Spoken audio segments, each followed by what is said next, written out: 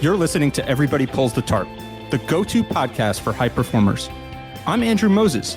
Each week, you'll hear my thought-provoking conversations with Olympians, pro athletes, CEOs, elite coaches, best-selling authors, and other high performers to uncover their secrets to success.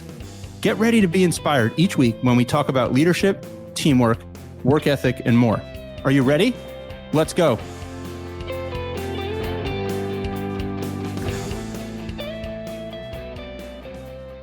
This week, I have two guests and a conversation that you don't want to miss. Hootie the Blowfish drummer and two-time Grammy Award winner Jim Sonefeld is back here on Everybody Pulls the Tarp. And I'm also joined by Billboard Top 100 singer and hit songwriter Edwin McCain. So let me get this one set up for you. First, the story on Jim, who most people simply call Soni. As you may remember, if you listened to my first conversation with Soni back in July of 2023, he and his bandmates Mark Bryan, Dean Felber, and Darius Rucker started playing gigs in 1989 at small bars and fraternity parties at the University of South Carolina. They booked their own gigs, hung up posters to promote their shows, and scraped money together to reserve time at local recording studios. In 1994, they released their first album, Cracked Rear View, and it was a massive success. The album hit number one on the Billboard charts and features now iconic hits like Let Her Cry, Only Want to Be With You, and Hold My Hand. Here, let's listen to a little bit of Hold My Hand.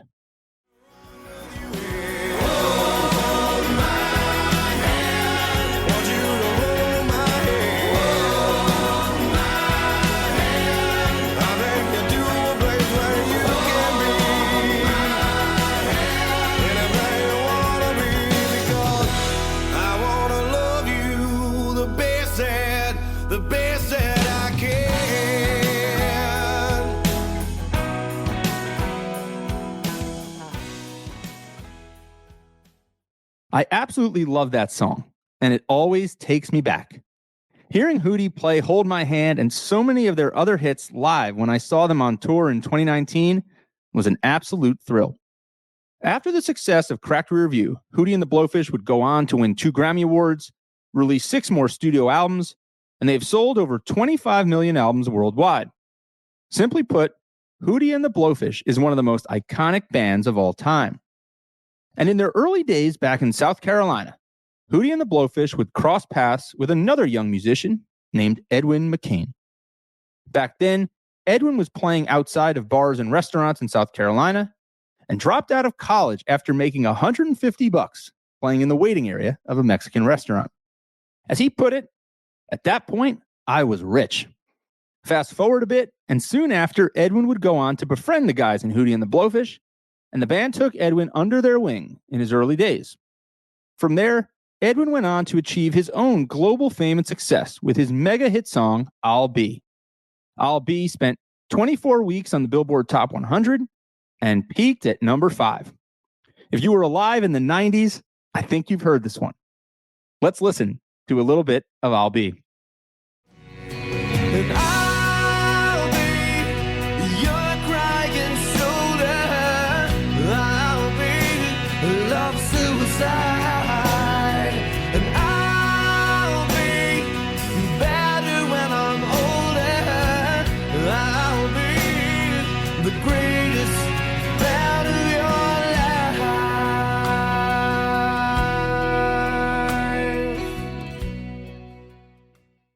Many people refer to that song as the wedding song of the decade. After I'll Be, Edwin released another big-time hit, I Could Not Ask for More. I Could Not Ask for More spent 20 weeks on the Billboard Top 100, and I'll Be and I Could Not Ask for More are widely considered 2 of the most iconic love songs in the history of pop music. Since then, Edwin has built upon his massive pop success with a tireless year-round touring schedule, and he still plays upwards of 100 shows each year throughout the United States. And along the way, he continues to collaborate with Soni and the rest of the Hootie guys he befriended so many years ago back in South Carolina. Soni recently re-released his debut solo album from 2008 called Snowman Melting, featuring a collaboration with none other than Edwin McCain. And in just a few months, Hootie and the Blowfish will head out on their Summer Camps with Trucks tour starting in May of 2024, and Edwin will be touring with them again. In my conversation with Soni and Edwin, you'll get a behind-the-scenes look at both of their extraordinary careers and the mindsets and techniques that powered their creativity and persistence to achieve their dreams. Our conversation is raw, honest, and it's a powerful reminder about the importance of friendship, connection, and lifting others up. I can't wait for you to hear it. So, let's pull the tarp and get straight to Soni and Edwin McCain. All right, where I want to begin with you, Edwin. I was thinking back to the conversation I had this summer with Soni, and I asked him about a drum competition that he went to as a kid in Chicago. He didn't want to go in, but his parents and his drum teacher convinced him. And not only did he go in, he ended up winning the whole thing. And I know that you had a guitar teacher in college in particular who encouraged you to start playing in front of the class. And I'm wondering, in your case, what led to that moment and what do you remember most about that experience? Actually, I just had him come sit in with us in Pennsylvania. I have stayed in touch with that guy my whole career. His name is Tom Yoder, and he's like a shredder guitar player, like a 80s like shredder guy. And I thought it was going to be like a classical piano or classical guitar. And so I was like, do I need to get a nylon string guitar and start like relearning all this stuff? And he was like, no, it's not that kind of class. And it was just kind of a hang.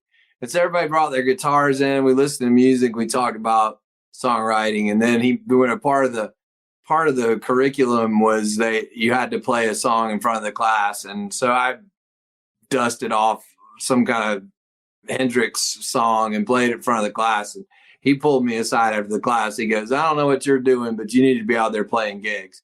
And don't worry about having enough songs. Just go out there and play. You'll figure it out. And at the time, I was like, really? Because I think I was probably 18 or 19, and I had been a singer in a band in high school, but I couldn't play well enough to accompany myself for a whole gig. And he was like, don't worry about it. You can learn 100 songs with 4 chords and just go out there and start playing.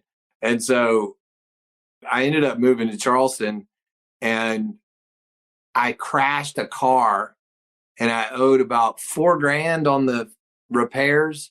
And I didn't want to have to call my parents to tell them. So I needed to get extra work. So I started busking on the streets. And this Mexican restaurant that I was busking in front of asked me if I could play 2 nights a week. And they said they would pay me $75 a night. And then I dropped out of college the next day. I was like, I'm rich. So that was it. That was the entire series of events that set me on this course. So you just went to the university registrar the next day and you said, I'm rich. I'm done with this. I'm making $150 a week playing guitar at the San Miguel's. Like, how much more money do you need to make in life? Like, I'm officially loaded at this point. I was like, I am making money playing music, and that was it. That was the end of that. At that point, Edwin, did you, and I want to get back to you, Jim, in a second, but Edwin, at that point, did you aspire to have a successful career in music, or did you just say, you just saw, I'm playing a guitar and I'm getting paid cold hard cash? Not in any way. My biggest aspiration at that moment was that the people that sat on that deck would not see the rats running between their feet and ruin my gig. That was my biggest concern, was that I had people to actually play my songs to. And it worked out perfectly, because this is where people sat while they waited on their tables. And so I never had an audience that was there longer than 4 or 5 songs. And I only knew 10 songs. So then I could just wait until it cleared out and play my 10 songs again.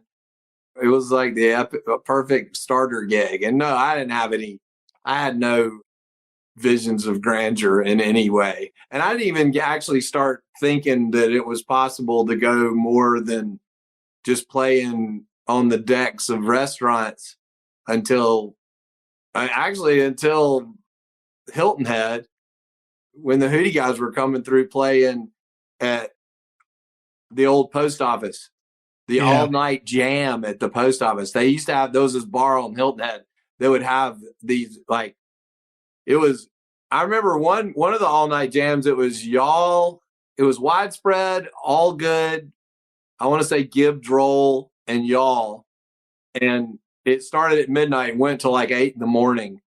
And I was like, that was presented by Mr. Jack Tarver as the all-night tractor pull. Yeah. So I don't know why he thought this was a fun idea, but let's play until it gets light out so we can really be sad when the doors open. And also, at some point, we do have to pull a riding lawnmower, which he called a tractor, through the actual venue out the double side doors, which is pretty hilarious. And so the bar is set low in the late 80s and early 90s for all of us, as it should be. You should want to just go out and play some damn music and see a few people, enjoy it. And wow, if there's $20 or a free beer tab at the end of the show, hell yeah, that's like the big bonus. Nobody is looking at getting paid in the beginning. We certainly didn't. We ended up coming up with a great math, which was, we will try and find some gigs that we don't love, where you have to play 3 60-minute sets, a lot of covers, but you might get paid or $400, which is going to help fund a little bit of gas and put into the kitty for, maybe get in a studio to record your originals, or make up for when you get paid $65 to open up for Johnny Quest in Winston-Salem and a 12-pack. So you're juggling math if you're lucky enough to even get math in the quotient. But most of us are pretty happy not counting anything besides the beginning of the song. Soni and Edwin, I'm curious. Edwin talked about Hilton Head there. Do you guys remember the first time that you both met? What was that experience like? And I guess, what did you think of each other at that moment? Well, I mean, to me, they were already famous playing at the old post office, because all the bands that came through there were already touring. So to me, they were, they were already playing colleges.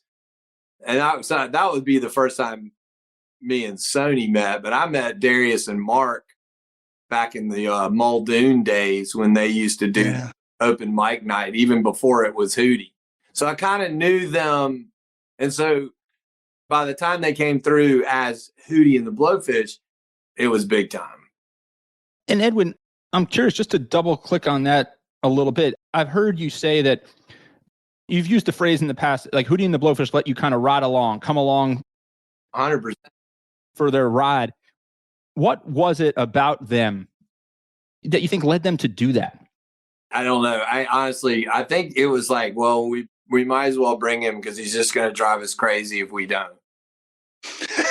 Sometimes it is that, truly. There are some people who would probably have the title hangers on or whatever, but the picture is not just as simple as one person benefiting from one other band's philanthropy like that. There's a train, and this train is long, and it's been connecting for decades, really, in South and North Carolina, where, Edwin is latching on to Hootie and the Blowfish because Johnny Quest latched on to them, who latched on to Dylan Fence, who latched on to fill in the blank. It goes back, everybody, at least in our region. I can't claim any other place, but that's the way it was done down there. There were a few competitive bands that maybe didn't want to partake in that philanthropy of, man, we're making music. Come on, you just get in the bus, whatever. But in the South, where we were from, it was. And so everybody was on this long train, and everybody was riding. There was always somebody above you. And there was, if you were doing it right, you were bringing somebody along with you as well. So it always, it does a couple things. It forges a little bit of gentle competition, which is, wow, here's this guy who's got silky, cool, long hair like mine, this Edwin guy. He's got a killer voice. His band is slick when he finally got a band. Like, I guess we need to keep our game going here. We're not at the top of anything. It makes you kind of push, and you see other artists doing what they do best, and it's a motivator. So we always where you're looking forward and back to pick up tips along the way and see how you can do it better. And sometimes you get somebody come along that, damn, you don't want to share a stage with. They're called cowboy mouth, by the way, because they will always blow you off the stage, even if they're your support act, because they're so energetic and they demand and command the audience's attention. So you got to watch out having cowboy mouth on your bill.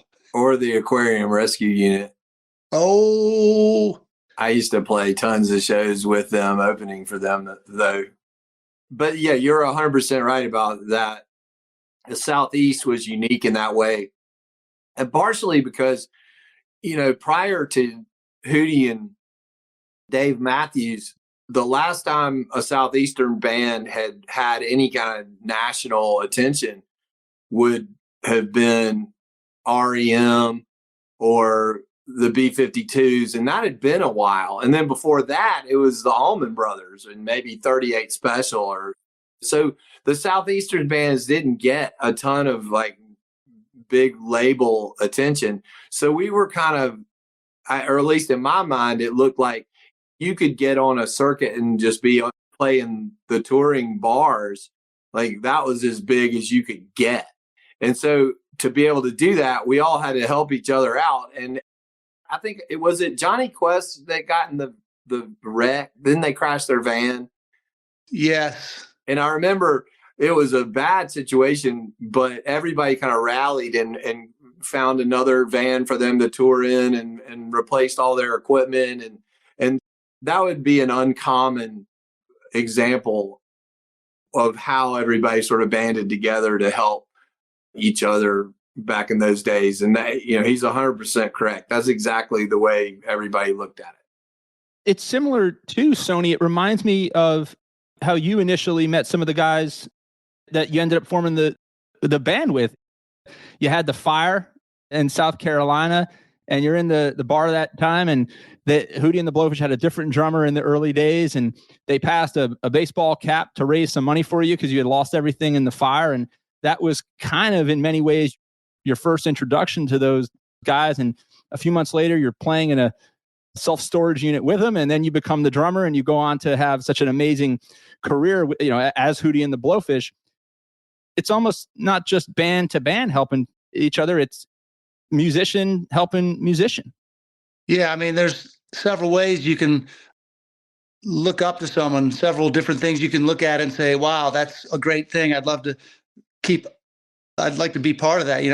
You can be an amazing musician or singer on stage or entertainer. You can have a great musical influence and tons of fans. We always, as musicians, looked at those guys on stages when we were kids, like, oh my God, I want to be part of that. But what the great thing about Hootie is the first introduction to them, besides Mark, was another guy in our audio production class, was when I got burnt out of an apartment complex along with about 10 other kids from school. I walked into a bar to find solace and a drink and maybe somewhere to sleep because I didn't have a pillow or a toothbrush. And here's Mark Bryan on stage. Here's this band. I'd heard of them. I didn't know anything about them, except in about 5 minutes time, I knew I loved them because they used their influence on a stage to pass a hat, to stop their music. And there were probably only 100 people there anyway. And I got $35 in my pocket because of their love of somebody they barely knew. They just knew it was the right thing. So my idea was 6 months later, when I'm seeing an audition for Hootie the Blowfish, who wants to write original music, I'm like, oh, those are the freaking dudes that gave their time during their show on stage for me. And I could have been anyone. It was just that Mark recognized me from his class. And so he stopped it and said, there's Soni from my class. And, it was an easy sell. I didn't know if they were great musicians or had a great singer or knew how to write songs even. But when the audition came up and that's who it was on the piece of paper, I said, oh, I already love these guys. So our friendship was sort of forged without us knowing it 6 months earlier with the Fire thing. But going forward, I realized, yeah, they're extremely average musicians. They don't know how to write songs. They need someone to take this thing over. So I, of course, jumped up in the idea was philanthropy. Of course, they need me and I will give of myself. And so I joined Hootie the Blowfish and it was all fine. It went pretty well. It went pretty well from that point. What do you think, Edwin? Well, you did show up with the biggest song. I mean, let's be honest. I mean, you showed up with the song that broke it. So yeah, I'd say that worked out pretty good for that. Yeah. So tell me about that, Soni. When did you write the song? How did you introduce it to the band? How did that all play out? In the little curious period there between February of 89, when I got burned out of everything, and when I was trying to find a new place. And then if you lose everything in a fire, you do get the gift of a little perspective. And I started seeing it. I started having my heart worked a little differently after that, and started seeing some of the stuff around me that had frustrated me for a while. Government that needed to work better, addiction that was frustrating, people that were left out, oppressed. All this stuff had me, try to put together lyrics in a song. And it was Hold My Hand. And it was just to say, listen, y'all, I guess we can't wait for the government to fix us or help us, or maybe somebody else. We need to help each other. So let's lift each other up. And that was the song on the audition that I sort of brought in when they asked, do you have any original material? I said, I have one good original material that I like. It's got 3 chords and it's got some lyrics, and it's probably something we could sing along to. And they all liked it. And I think that probably capped off the idea that, well, this guy knows how to write a song. He can drum and sing a little background vocals. Let's push forward. And so, yeah, it was just one of those moments that I wasn't looking or imagining great things. I was just hoping for a little bit of acceptance. I hope they like the song, and I'm glad that I could drum to the 42 REM songs that they demand to put in their set every night. So I knocked them both out, and like I said, on we went, naively and hopefully. Sticking on the topic of lifting others up, Edwin, Darius Rucker played a pretty significant role in you getting connected with Atlantic Records. Am I correct on that? Well, everybody did. I mean, all the Hootie guys did. And we were all playing shows together, and obviously the A&R people from Atlantic were there for Hootie. And I think collectively they just said, hey, you need to sign him too. And then Darius kind of sweetened the pot a little bit, because Darius always loved this song that I wrote called Solitude. And Darius said, well, look, if you sign him, I'll sing on that song with him. I'll appear on the record too. And they were like, yeah, okay, whatever you guys want. And so they kind of pried the door open for me. In I went. But I will say that after Solitude, I had to stand on my own, right? Because they were like, all right, well, it's great that you're friends with this band, but now you're going to have to like turn in some usable material. And fortunately, I was able to do that for the second album and the third album. So it was touch and go there for a second, because they said, look, if you don't, the next thing you turn in needs to be good or you're getting dropped. And mercifully, that was I'll Be. And I've been riding that song ever since. Well, you've been riding that song and a whole pile of talent and a lot more since then. I mean, obviously, for the listeners, we're talking about Edwin's 90s hit, I'll Be, which spent 24 weeks on the Billboard Top 100, I believe peaked at number 5, an absolute smashing success.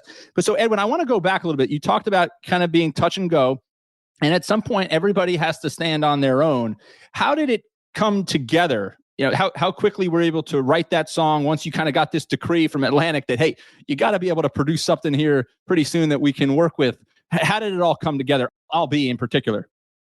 It was sort of a combination of things. I was in a bar in Chapel Hill called He's Not Here, and I overheard this drunk guy fumble the bag. He fumbled the words. He was like, he meant to say, I'll be a shoulder to cry on, and he just he fumbled it. He just went, I'll be your crying shoulder. And I was like, holy crap. And I wrote that down on a napkin and I stuffed it in my bag. And I used to just write down little things over the course of time when I was traveling and just stick it in my bag. And when I got home, I'd dump everything out and there'd be all these receipts and napkins and just stuff with scribble on it. And so I was home in Atlanta sitting on my little green futon. I had this apartment in Atlanta. I had a futon and a television, and that was it. And I was like, this is great because you can sit where you sleep and sleep where you sit, and it's fine. And the president of the record label had called and said, look, man, you got like whatever it is you turn in next needs to be great. And I was like, man, I got this napkin here. And I, like everybody will tell you, the really good ones just sort of show up. And it was like a 15-minute thing. I wrote it. It kind of popped out, felt like it was a good song. And then I played it in front of an audience and was convinced in that moment. I was like, yeah, this is going to be good. And even though it was a good song, like the stuff that we did behind the scenes, because we really didn't have any radio promo to speak of. They put it on 3 stations. And so I had all my friends go to those 3 cities and buy every record in the town and send them to us. And then we would sell them again at our shows and double the SoundScan numbers just to get Atlantic to go, hey, something's happening. And, you know, I spent every last dime I had basically committing fraud to get our record to start moving, because after that, Atlantic put it on Dawson's Creek and the sales went from 2,000 a week to 25,000 a week, and it was off to the races. So, but yeah, it was a kind of a leave it all out on the field. Like I called my manager at the time, who was a friend of mine from college, and just said, look, this is it. We're going back to our golf course maintenance jobs after this. So you know, we either spend every dime we have in this effort to get this thing off the ground, or, you know, we're done. Like we had fun giving it a shot in the music business, but now it's over. And fortunately it worked. It sure did. Soni, I'm thinking back to conversations that you and I have had about 3-hour drives that you and the band took to play for 2 people who weren't even looking at the stage. They had their backs to you, and you guys hanging up your own flyers, playing fraternity parties. Do you remember a time where, kind of like Edwin described there for him, where you felt like your backs were against the wall and you needed to come up with something really good, really quick? Talk about that for a minute. Yeah, and for us, it was probably on the journey upwards. And to be clear, those 2 people that showed up in Greensboro did get to drink free Jaeger with the band, because we weren't going to let them drink alone, and we didn't want to drink alone. So we thanked them for, I don't know why they were there. I'm not sure they knew why they were there, but there was 2 people there, and they ended up drunk at the end of the set. Our challenges were, you know, the first 5 years where we, like the Greensboro gig, you learn some hard lessons out there. You know, when you're just trying to get in front of people, you sign up for some dumb things or some bad things. You forget to put gas in a van. You park your car in the wrong part of DC, and you walk out after sound check and all your possessions are gone. Like it is a bit of you just got to do the dumb things to figure out that they're dumb. And so we had a lot of that. And one of the biggest ones, which I think would have probably broken up a lot of bands, is we signed a record deal that we thought was going to be our big break, and probably sometime in 93 and 92. And, you know, here's the first sign that you don't want to sign with this record company who's based in LA, is they make you drive to LA from South Carolina in your freaking van. I'm like, we should have taken that, and that was our own fault, to say, aren't there airplanes that go right there, that if we're getting signed to a label in LA, we should be on an airplane? And we didn't read that sign very well. And 9 months later, after a lot of time and effort and money spent and dreams broken, we had no record deal. And I think that was a big one for us, where we easily could have said, you know what, yeah, this has been great. We got to play bars for 4 years. We met some cool people. We've written some songs we're proud of and put them on very inexpensive cassettes, and let's call it a day and go back to wherever we were supposed to be. But we kind of pushed through that because we just felt like we were close to something. And if one label was willing to at least tell us they were going to sign us, then maybe there's another label that actually will sign us. So we did. We put out another bit of music, and we went back. We, at that time, relied on songs that we knew that the audience would love. So we we didn't say we've got to write the biggest hit. We felt like after 4 years of playing Hold My Hand and Only Want to Be With You and Let Her Cry in front of people, we just needed to get some record label to hear those songs. So we re-recorded a couple of those in Charlotte and put it on this great new compact disc format. And it was brand new, and we were damn cutting edge. And it's what got us, signed. People started buying that, and Atlantic took notice about the math that was happening with our sales, and they signed us. We just knew that, and that's part of Edwin's journey too. I think I can speak for him, is that you're out there when you choose to tour or when you choose to buy a van and drive around and just play it for people. You're test marketing your songs. You have a very valuable group of people in front of you, whether it's 2 or 200. They're either going to get a new beer or taking a pee when you play a song, or their toes are going and their hips are swaying. And when you see that night after night, you come up with some invaluable evidence. And it means that the song I'm doing, they're liking. So if we keep playing it to audiences, eventually somebody may take notice at a record label. So that was our 5 years of basically test marketing. And I know that some songs that Edwin was playing, even in our early days, end up being songs that when he goes into the studio for a big release, he says, I know some songs are going to be on there because the audience has responded time and time again. Tell me if I'm wrong on that, Edwin. Well, and you also notice, when a lot of us went from playing fraternity parties that are free to play in the local club, which has a cover. And if you can make the transition to where, well, somebody got something for free and now they're actually pay for it, like that's really good affirmation that what you're doing is worthwhile. Now, also, it drives home the importance of, if the girls come to your shows, that's really all you got to worry about, because the guys will come. Yes, that's a more acute test market there. How many girls in the front row means something. If they show up and they're going to come listen to you play, then the guys will be there too, whether they like you or not. Soni, you mentioned the compact disc, and I can't remember if I told you this last time, but I've been going back into my memory bank, and I think Cracked Rear View was the first CD I bought with my own money as a kid. And I went to a store, which I don't think exists anymore, called Coconuts. The store was called Coconuts. Yeah. And I bought that compact disc. And I think it was the first one. My parents had bought me CDs, and we were part of one of the CD clubs. They would mail you stuff. But I'm pretty certain it was the first CD that I went and bought with my own money at a cash register. So I gave you affirmation. I was willing to pay. That partly makes me feel old and from some other era, but it also, what we have benefited so greatly, having been the age of artists who got, we moved from cassette. We just sold those at our shows, but our first gold record has a cassette on it and a CD. So what happens if you're able to move through time and maybe have a gold record that stays on some radio station, even if it's oldies, you end up getting the benefit of moving from cassette to compact disc. And when that's over and there's a new format called downloading, I think at the time, if you can move to that and then move to streaming, you've just eclipsed more sales. So there I'm looking, Edwin's got his held up gold record with a cassette. I think it's got... I had to explain to my kids what that was. I have to explain to my kids what a CD is. So we're working through all the generations.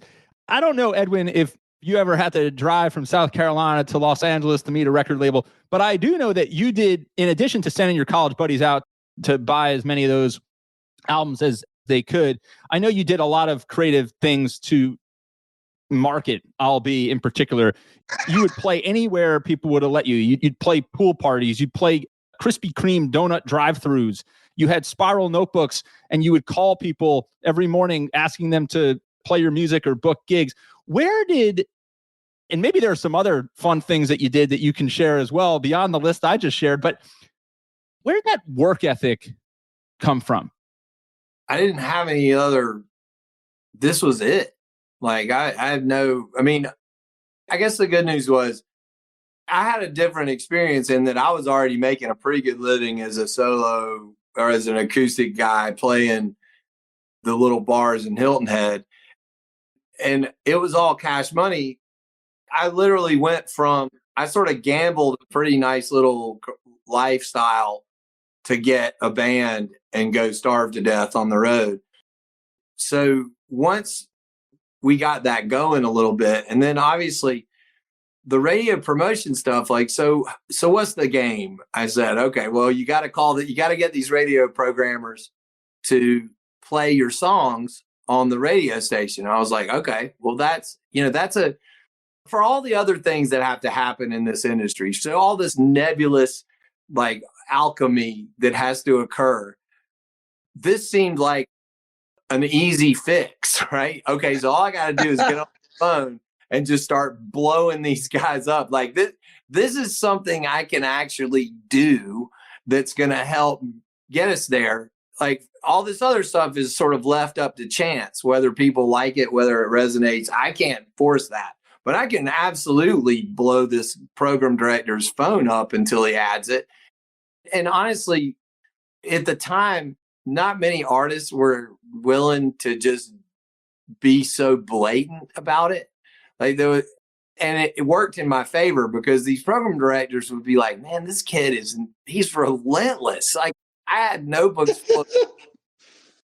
They would take the call, even just, first of all, they take the call out of curiosity. And then secondly, they would take the call just out of humor's sake, because they were like, man, he just won't quit. Like, they would put me on speakerphone just to listen to what's the spiel going to be today. Right. And it kind of worked. But also, typically, and especially once artists get established and start doing well, like, they're not going to go play the radio station sponsored hot dog party at the local pool, but I will. And because I'm willing to do this ridiculous stuff, I'm still friends with some of these guys. Like, I sang the anthem for the AFC Championship game 5 or 6 years ago. And I called a programmer named John Ivey, who was really important to us in the New England area. And I called him and he answered the phone. And I was like, hey, man, I just want to let you know, I just sang the national anthem in front of 20 million people because you added my song on the river back in the day. And thank you for that. And these relationships, it starts out as kind of like, it's a little obnoxious, but then what occurs is that you end up having a lifelong friendship with people, because most of the people that work in this industry are good. And if you take the time to know them, you can have lifelong relationships. And that's been my experience. And the idea that I would, what are you willing to do to get to do the thing you love for as long as you can do it, right? I have no shame. I have no shame. Jim, bring it on. Jimmy, I remember it was in that same context of the drum competition when you were younger. And I remember asking you, like, what ultimately propelled you to go into that competition that you were afraid to go into? And you said it was really this discussion with your drum teacher and your parents of, like, why not? And did you carry that philosophy kind of like Edwin into a lot of the things that you would do? I mean, from a standpoint of, if there's something that I could do to keep this thing moving forward or get this snowball rolling down the hill faster, I'm going to do it.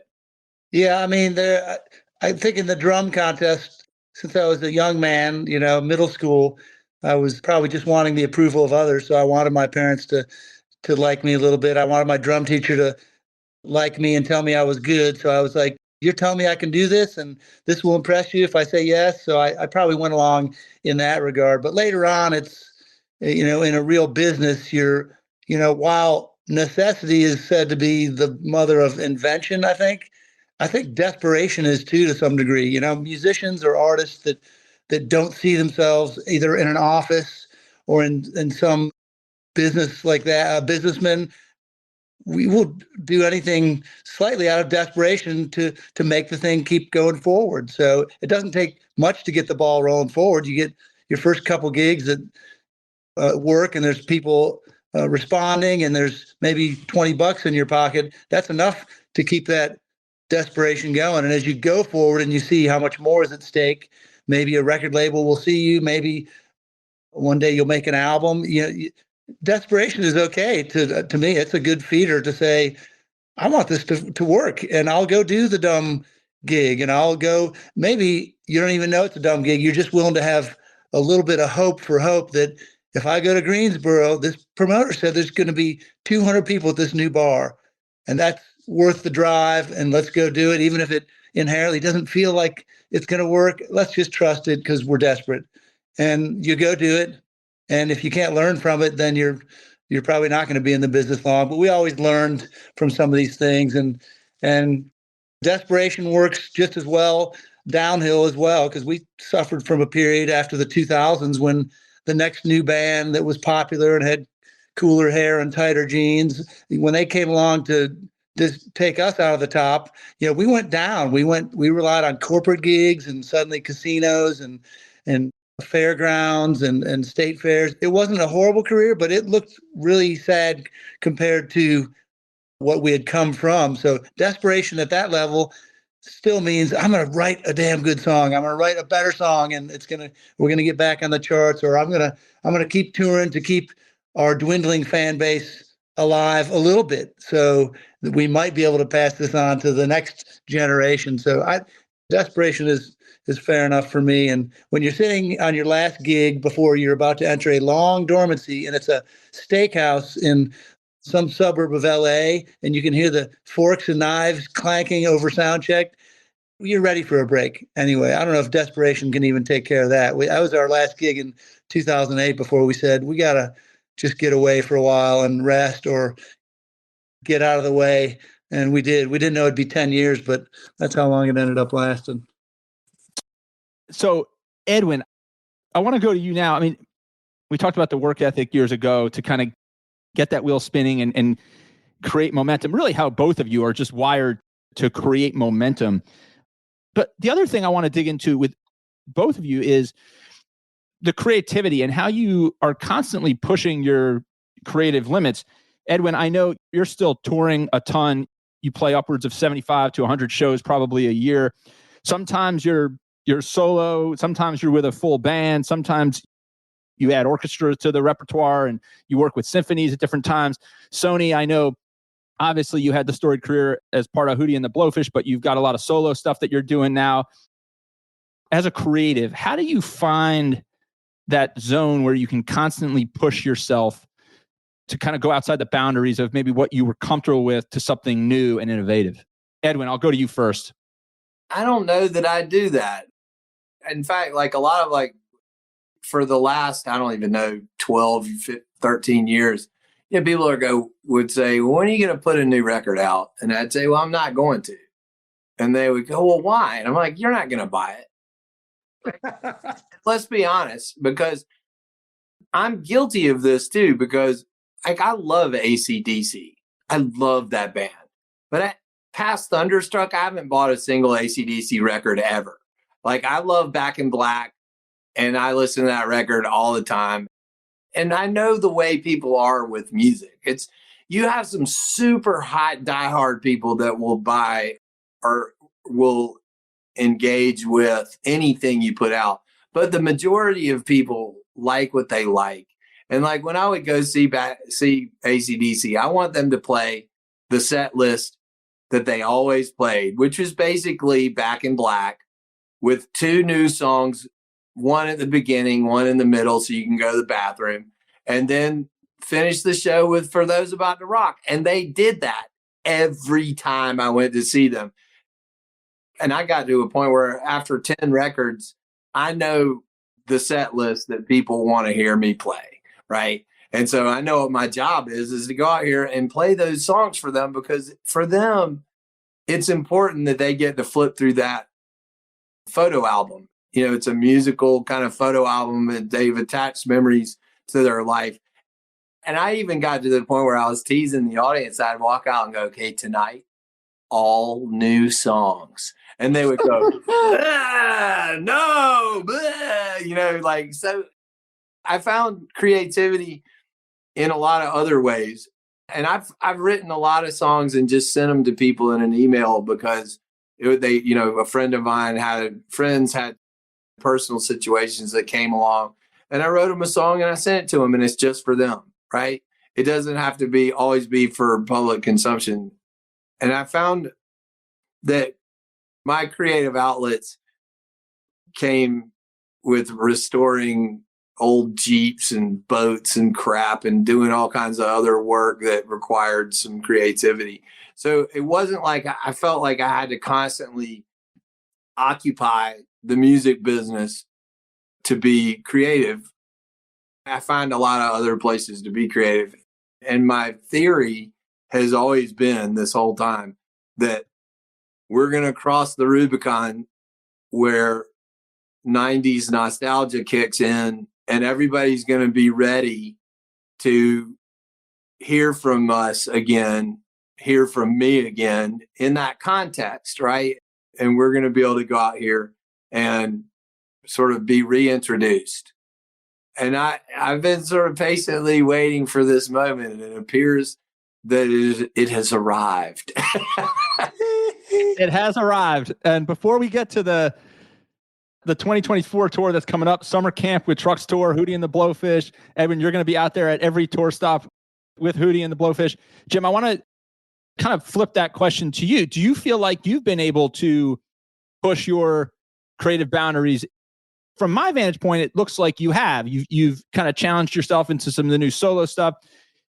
Are you doing it through music, or are you doing it through different means like Edwin? I mean, there's a lot of outlets. If you're lucky enough to be able to manage to make a living or support a family because you're creative, whether it's music, books, or slapping paint on a piece of canvas, you're blessed. But I think part of the understanding is that I've come up with is I need to be in a creative project. It doesn't necessarily have to be drumming or writing for Hootie the Blowfish. And especially when we started to get close to a dormancy and that was coming, I realized that I made my first full solo album with Francis Dunnery in 2008 and released that. And though I didn't spend time to promote it, it was the release I needed because we had stopped writing together as a band for the most part. And as we go into dormancy, I've realized I have an expression I need to pay attention to. So though I was mainly raising 5 kids and trying to be a better husband, I remarried. I also knew I need to create. I just need to. So I worked mainly out of my home. I listened to my heart, which at the time was like, I want to make this really Jesus-y music. So I put out 3 EPs over about 4 or 5 years that were like full on contemporary Christian. I loved it. I started getting in front of a new audience, but eventually even that changed. I decided I want to write a book about where I've come from and how I got to Hootie and what's happened in my life. So I write a whole book, and then I look at my music a little later as Hootie's reuniting, is that I want to express myself without writing just contemporary Christian music, and I do another EP. So creativity can be a lot of different things, and I go out and do bookstores now. I do corporate speaking, and that feeds me just as it does on the music on the stage with Hootie. I just have to be out there. So I just have to be out there talking or singing about myself. Let's get honest. It's just got to be about me. So if I can do that with the microphone, damn, I'm happy. I don't really even get paid much, I'll tell you that, but I'm glad I can support my family with some old Hootie royalties.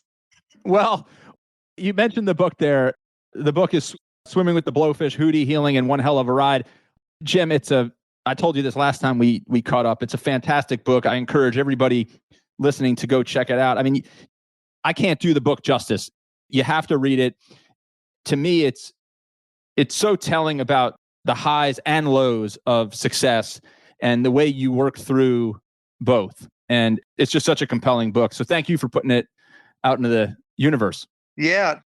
Side note to that, Soni called me up and asked me, and this will give you a kind of more insight, not that you needed it, but asked me if it was okay to share some of the experiences we had, which I thought was incredibly cool and kind, because what you wrote in the book was the truth. And, and you didn't really have to ask my permission to tell the truth about the things that happened while we were out on the road. But I felt that like you were such like that was a classy move to offer me that kind of deference.